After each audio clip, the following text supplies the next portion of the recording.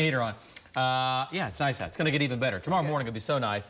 All right, let's go back to what's happening up north. And this is the Fairmont train derailment that took place at about 3:48 this morning. Winds right there were upwards of nearly 100 miles per hour. All of our trackers were out all night long. Marty Logan, Brandon Pennell, Jeremy Carter, Val Castor, and there's Jim Gardner. He was up early today. And as we understand it tonight, the highway, the road that comes into Fairmont's now open.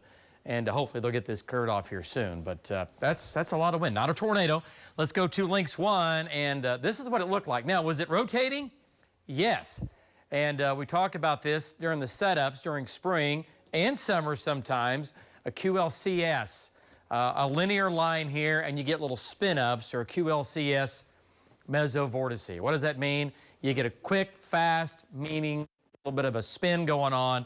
And you can get winds like that of 93 miles per hour detected by radar coming into Fairmont. So that came right through town. So that's why the train toppled over. 77 degrees in Oklahoma City, part of our, well, Lucky Star Sky Cam Network here on a Friday night. Northeast wind at 9, our humidity 66%. Dew points are in the mid-60s. They keep dropping. Exactly what we want them to do as the dry air moves in from the north. It is 73 in Guthrie. It's 74 in Weatherford. It's 75 in Purcell. And a 72 now in Stillwater. The rest of Oklahoma, mainly I-40 north, low 70s, I-40 south. It is a little bit warmer down there tonight, but it's good already, and it's just going to keep getting better. All right, so the cold front is now in Texas.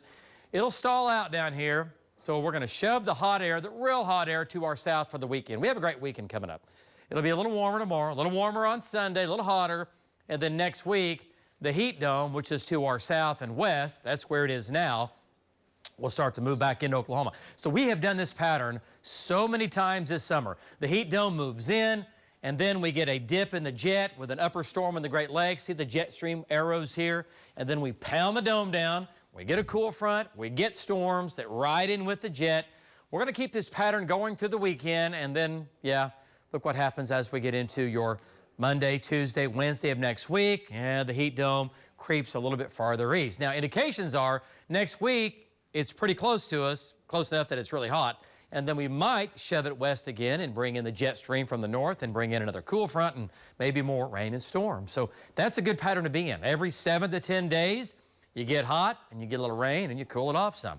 All right, lows tonight, 62 in Ponca City, 68 down in Ardmore, 62 in Woodward. We are mostly clear. The wind is very light, nice and cool. Might have some areas tonight, low-lying areas in the valleys and the river bottoms, that'll drop down into the upper 50s by tomorrow morning. So, yeah, maybe a light jacket early on.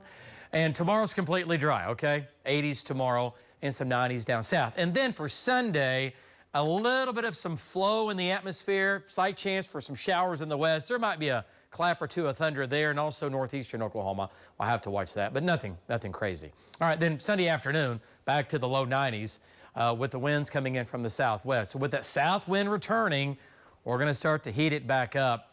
And then, well, we get even hotter as we get into your Monday, Tuesday, Wednesday, and Thursday of next week. So 95 on Monday. Remember, the normal's about 94, 95. So we're right where we should be. 98 Tuesday, that's a little bit above average. And our temperatures don't just jump into the 100s. We're on the good side, or at least the not as hot side of the heat dome. If it's overhead, we're going to fry. But we're not. We're on the eastern side of it here. So upper 90s. And then by the end of next weekend, right now, only a 10% chance for showers and storms in here. That might go up some, depending on what the heat dome does exactly in about 8 to 9 days. But we'll try to keep those temperatures upper 90s. Again, we'll have some 100s in the south, sure.